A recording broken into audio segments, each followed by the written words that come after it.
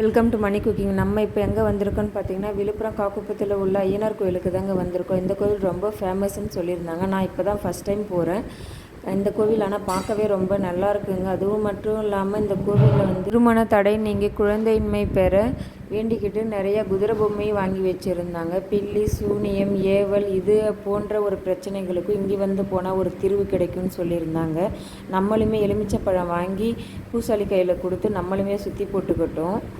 கண்டிப்பாக நீங்களும் இந்த கோயிலுக்கு ஒரு டைம் போய் வாங்க.